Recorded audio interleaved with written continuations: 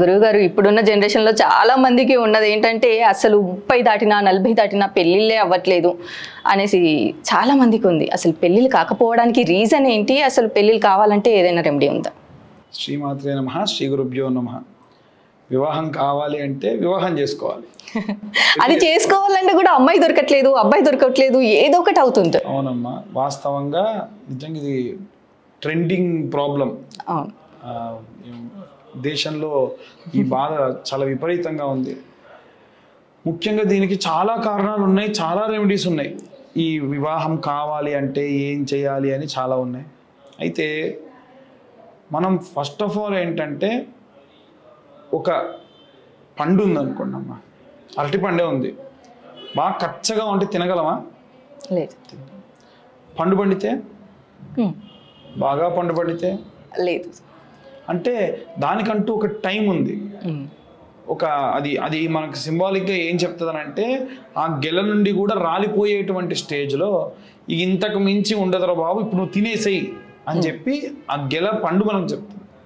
అలా మనిషి జీవితంలో కూడా ఒక వయస్సు వచ్చిన తర్వాతకి మనకు చెబుతుంది, ఇది కరెక్ట్ ఏజ్ నువ్వు పెళ్లి చేసుకోవడానికి, మైండ్లో ఇంకేం పెట్టుకోకుండా వివాహం చేసుకో అంటే. చాలామంది లైఫ్ సెటిల్ కావాలి, చాలా లగ్జూరియస్గా బ్రతకాలి, వచ్చేటువంటి అమ్మాయి ఏమేమి కోరికలు కోరుతుందో అడిగినట్టు ఇవ్వాలి. అంబానీ కూడా చేయడం మాట్లాడి పని, అడిగినట్టు తేవడం అంబానీ వల్ల కూడా కాదు.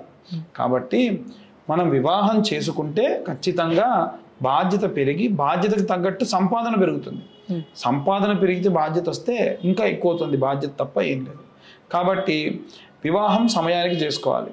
నాకు తెలిసి, నాకు పరిచయం ఉండి, నాకు తెలిసి చాలా దగ్గర వాళ్ళు, చాలా ఫ్రెండ్స్, చాలామంది 23 సంవత్సరాల వయస్సు ప్రాయం నుండి వివాహానికి సంబంధించి సంబంధాలు చూస్తుంటే ఇప్పటికీ వాడికి 33-34 ఏళ్ళు. స్టార్టింగ్లోనేమో అసలు నేను ఏంది, నా ఏజ్ ఏంది, నేను ఈ ఏజ్లో అసలు ఏ అమ్మాయి కావాలో తెలుసా మీకు అన్నాడు. 30 సంవత్సరాలు వచ్చేసరికి ఓకే, ఇంతకుముందు నాకు ఇంత సంబంధాలు చెప్పారు కదా చెప్పండి అన్నారు. ఇప్పుడు ఎవరు వచ్చినా పర్లేదు, ఎవరైనా ఉన్నారా అని అడుగుతున్నారు. ఇంకొన్ని రోజులు అయిన తర్వాత ఏమవుతుందంటే, పర్లేదు డివర్స్ అయినా పర్లేదు చేసేసుకుంటాం. ఎందుకు ఈ పరిస్థితి అంటే, ఆ టైం వచ్చినప్పుడు చేసుకోకపోవడం. ముఖ్యంగా ఎన్ని గ్రహస్థితులు ఉంటే మనకి సంబంధాలు వస్తే తెలుసా అంటే, అసలు ఎంత అనుకూలత ఉంటే. గురువు నీచంలో ఉంటే, నీచంలో పోయే లోపు పాపం మనకి ఎన్నో రకాలైనటువంటి ఆప్షన్స్ ఇస్తాడు. ఆ ఆప్షన్స్ని సద్వినియోగం చేసుకోకపోతే అస్సలు వివాహం అనేది అవ్వడం చాలా చాలా కష్టం. పాపం అలా సరే తెలుసో తెలవకో ఇబ్బందుల్లో ఉన్నారు, అందరికీ ఇబ్బందులు అవుతూనే ఉన్నాయి. వీరు కొంచెం కలిగి ఉంటే, మగపిల్లలైతే కన్యా పాశుపతము అనేటువంటి హోమం ఉంటుంది. అంటే మంచి అమ్మాయి భార్యగా రావాలి అని హోమం ఉంటుంది. అదే గనక అబ్బాయిలైతే, అమ్మాయిలు ఈ యొక్క వ్రతం చేయాలి అని అంటే వరపాశుపతము అని ఉంటుంది. మంచి అబ్బాయి రావాలి భర్తగా అని చెప్పి. ఈ పాశుపతం శివుడికి కంటిన్యూగా రుద్ర సంపుటీకరణంతో 1.5 గంటల పాటు ఉంటుంది. తర్వాతకు మళ్ళీ 1.5 గంటల పాటు హోమం కూడా ఉంటుంది. మీకు దగ్గరలో ఉన్న పురోహితులు ఎవరిని అడిగినా చేస్తారు ఈ పాశుపతాలు. లేదు మాతో కావాలంటే కింద ఉన్న నెంబర్ కాంటాక్ట్ చేయొచ్చు. దేవాలయంలోనే ఖచ్చితంగా ఇళ్లలో చేస్తున్నారు ఇవాళ రేపు, ఎట్టి పరిస్థితుల్లో చేయకూడదు. ఒకటి. రెండవది ఏమిటి అంటే, ఒక దీక్షగా నేను చెప్పిన ఈ రెమెడీ ఫాలో కండి, ఖచ్చితంగా అవుతుంది. ఇంకొకటి, అడిగేవాళ్ళు జాతకం కోసం అడిగేవాళ్ళు, రెమెడీస్ అడిగేవాళ్ళు ఇంకొకటి కూడా అడుగుతున్నారమ్మా. ఏంటంటే, నేను ఫలానా అబ్బాయినే చేసుకోవాలనుకుంటున్నా, నాకు ఫలానా అబ్బాయే కావాలి, దానికోసం నేను దీక్ష చేస్తా అంటే, ముందు ఫలానా అబ్బాయి ముందు మీకు నచ్చాడా, ఫలానా అబ్బాయి అతనికి మీరు నచ్చారా, అవి కూడా కావాలి కదా. ఒకరు అన్నీ నచ్చితే వాళ్ళ కుటుంబం నచ్చిందా, వాళ్ళ కుటుంబంతో సంబంధం ఏంటంటే, ఇన్నేళ్ళు కని పెంచి పెద్ద చేసినందుకు మరి వాళ్ళకు కూడా నచ్చాలి కదా. కాబట్టి వివాహం అనేటువంటిది కేవలం 2 మనుషుల మధ్యలో జరిగేటువంటి విషయం కాదు, 2 కుటుంబాలకు సంబంధించిన విషయం. కాబట్టి నేను చెప్పే ఈ రెమెడీ పూర్తిగా అఫీషియల్గా మీ పెద్దల నుండి వచ్చినటువంటి సంబంధం మీకు కుదరడానికి మాత్రమే. నేను పలానా అమ్మాయిని లవ్ చేసా, పలానా అబ్బాయిని లవ్ చేసా, సెట్ కావడానికి ఇది చేసా, కాలేదని అనకండి. ఒకటి. అయితే ఈ రెమెడీ ఏం చేయాలంటే, దగ్గరలో ఆంజనేయ స్వామి గుడి ఉండాలి ఖచ్చితంగా. బాగా వినండి, ఆంజనేయ స్వామి గుడి.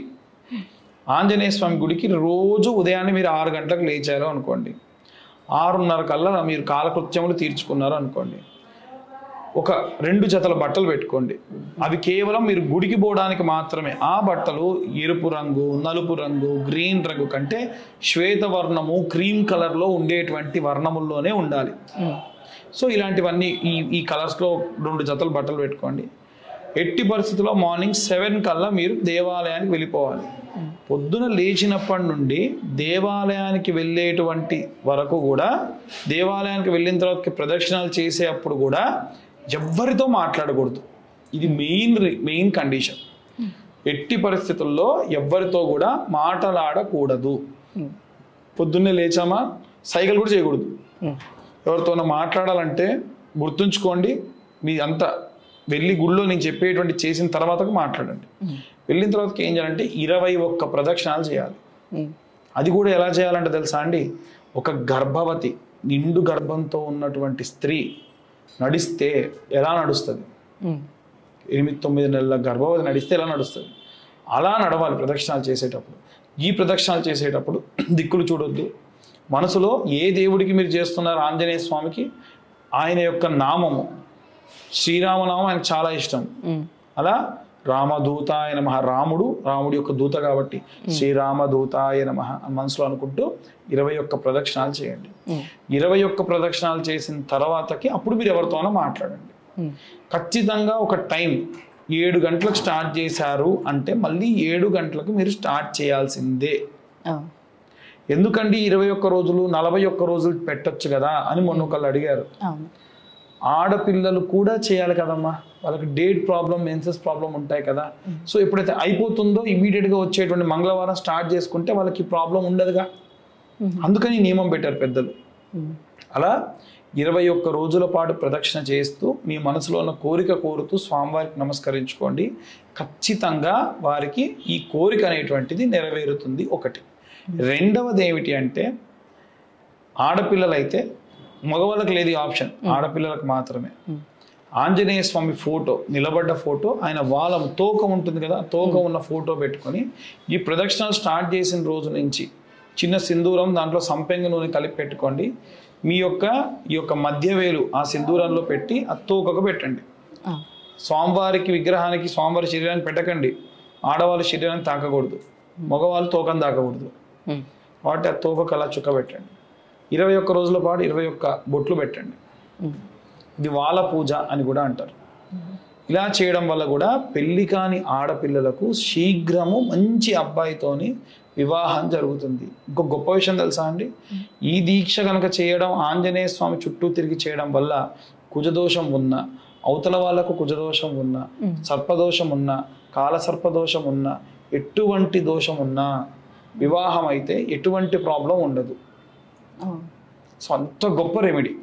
కాబట్టి ఈ రెమెడీని చేయండి, ఖచ్చితంగా మంచి సత్ఫలితాలు పొందుతారు. అలాగే గురుగారు, అసలు వివాహం కాని వారికి నిజంగానే వివాహం కావట్లేదు, వచ్చిన సంబంధాలు కూడా తిరిగి వెళ్ళిపోతున్నాయి అనేసి చాలామంది అనుకుంటుంటారు. ఇలాంటి వారి యొక్క ఆంజనేయ స్వామిని ఎలా పూజించాలి, ఇలా పూజించడం ద్వారా అసలు నిజంగానే పెళ్ళి అవుతుంది అనేసి చాలా చక్కగా వివరించారు గురువుగారు. ధన్యవాదాలు.